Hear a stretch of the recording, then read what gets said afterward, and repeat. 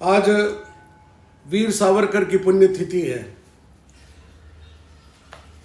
दामोदर वीर सावरकर के इस पुण्यतिथि के अवसर पर राष्ट्र को उस महानायक के बारे में जानकारी अवश्य होनी चाहिए। और मैं समझता हूँ कि जितना वीर सावरकर ने कष्ट झेले उसका 5% भी हम अपने जीवन में अगर कष्ट भोगे तो शायद हम में से अधिकांश लोग जीवन से ही पलायन कर जाएं।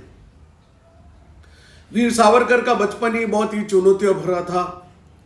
नासिक में ये पैदा हुए और इनके पिताजी माताजी का दोनों का देहावसान बहुत ही अल्प आयु में हो गया था। बड़े भाई ने उनको जीवन के संघर्ष की अनेक गाथाओं के साथ स्कूली शिक्षा को पूरा किया। बचपन से ही संघर्ष की जो नींव उनके जीवन में पड़ी वो उनके राष्ट्र प्रेम में और राष्ट्र के प्रति एक स्वतंत्रता के प्रति उनका जो स्वातंत्र्य वीर सावरकर इसलिए कहते हैं कि बचपन से ही उनके जीवन में स्वतंत्रता का वो पाठ उन्होंने पढ़ लिया था। ऐसा कहा जाता है कि उन्होंने अपने जीवन के उस अल्पकाल में उन्होंने एक संगठन कैसा होना चाहिए, कैसे संगठन को गठन करके सारे काम को करना है, उन्होंने बचपन से सीख लिया था। वीर सावरकर ने मित्र मंडलों को इकट्ठा कर मित्र मेलों के आयोजनों को करना शुरू किया। उन्होंने अभिनव भारत करके एक संगठन 1904 में बना लिया था। पुणे में उन्होंने सबसे पहले विदेशी वस्त्रों की होली जलाई महात्मा गांधी के आह्वान पर। और वह अपने जीवन में उन्होंने बहुत सी बातें लिखी। वो बहुत अच्छे लेखक थे, बहुत अच्छे कवि थे, बहुत अच्छे रचनाकार थे, बहुत अच्छे चित्रकार थे। और वो सबसे बड़ी बात है बहुत अच्छे कुशल संगठक थे। और उन्होंने जीवन की कटु सच्चाइयों को जिस तरह से अपने बचपन में देखा था उसको कालांतर में उन्होंने उसी को अपनी ऊर्जा का साधन बना लिया। जो व्यक्ति चुनौतियों का सामना करना सीख जाता है तो उनके छोटे मोटे चुनौतियां उनको तोड़ नहीं सकती। फिर उनको तो काले पानी की सजा हुई थी। और काले पानी की सजा का मतलब ये, अगर वीर सावरकर की जगह कोई और होता तो शायद वो आत्महत्या कर लेता। लेकिन वीर सावरकर के बारे में जो उनकी किताबें मैं पढ़ता हूँ, मैंने उनके ग्रंथों को पढ़ा है, उनकी लेखनी को पढ़ा है, उनकी जीवनी को पढ़ा है। 1857 का जो स्वतंत्रता का आंदोलन था जिसे लोगों ने गदर का, उनका वो गदर नहीं था, वो स्वतंत्रता का संग्राम था। वे आगे बढ़कर जब वो ब्रिटेन में श्यामा प्रसाद मुखर्जी के साथ आए तो उन्होंने इंडिया हाउस में उनके साथ रहकर उनके विचारों को जानने का प्रयास किया। और उनके विचारों की वजह से उनके जीवन में वो एक ऐसा परिवर्तन और आया जिन्होंने हिंदुत्व के उस नई परिभाषा को गढ़ने का काम वीर सावरकर ने किया। 1909 में लंदन टाइम्स में उन्होंने एक लेख लिखा था जब मदन लाल ढींगरा ने करजन वायली को गोली मार दी थी।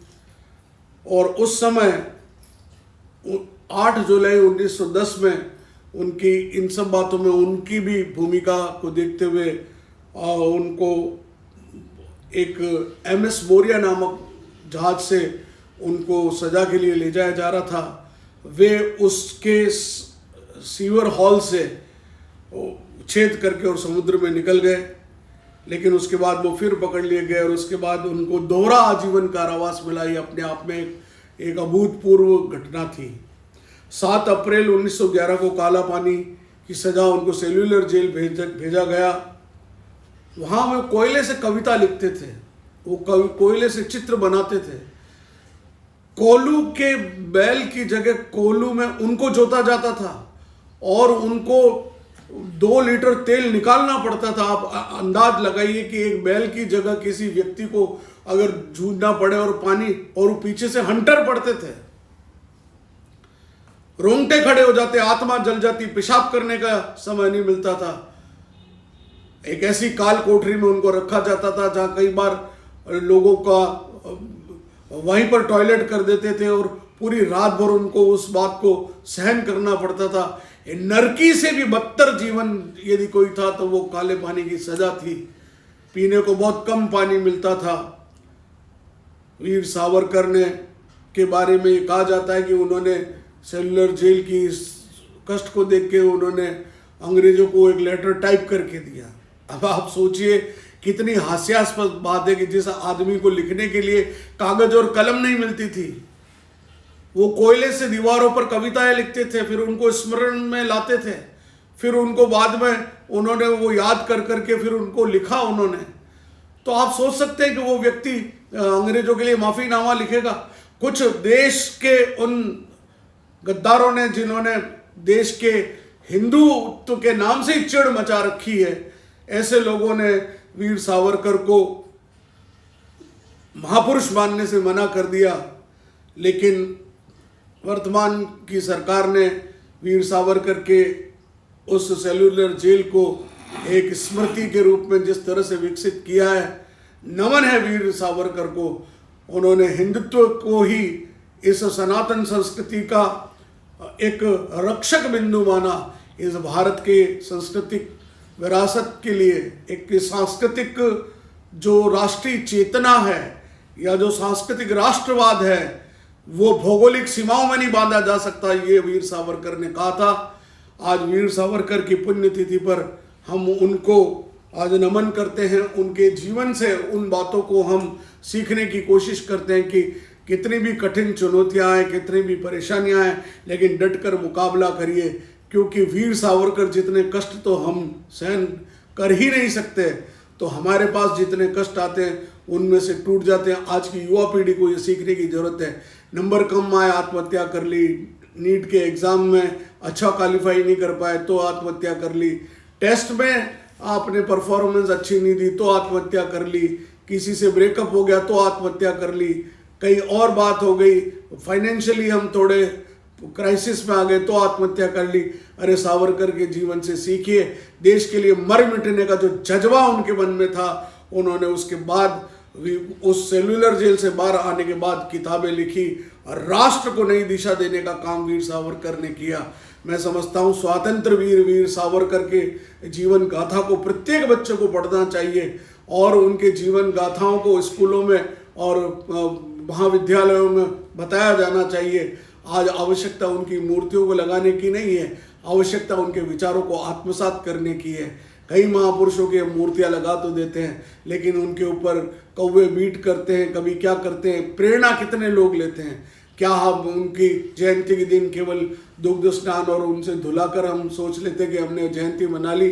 तो ये ठीक वैसा ही है कि किसी दवा को हम उतारें और अंदर गले के नीचे नहीं उतार सकें और आत्मसात न करें तो वो शरीर में कोई परिवर्तन लाने वाली नहीं। वैसा ही इन महापुरुषों की मूर्तियां सड़क पे लगाने से नहीं, हमारे दिलों में बसानी पड़ेगी। जब दिलों में हम इन मूर्तियों को बसा लेंगे तो हम उनके जीवन को जीने की प्रेरणा पालेंगे। मैं वीर सावरकर को नमन करते हुए आप सबसे आह्वान करता हूं कि इन गाथाओं को भले ही मेरी आवाज़ के माध्यम से ही पहुंचाने की कोशिश करें, क्योंकि मैं शब्दाडंबर में विश्वास नहीं करता। मैं शब्दों के सटीक भाव में विश्वास करता हूँ। मैं शब्दों को भावों के साथ प्रस्तुत करता हूँ। मैं शब्दों को जीकर प्रस्तुत करता हूँ। मैं शब्दों को अपने अंदर आत्मसात करते हुए आपके बीच रखने का प्रयास करता हूँ। आपके अंदर बैठे हुए श्री राम ईश्वरीय तत्व को प्रणाम करते हुए मैं अपनी वाणी को विराम देता हूँ। वीर सावरकर को बहुत बहुत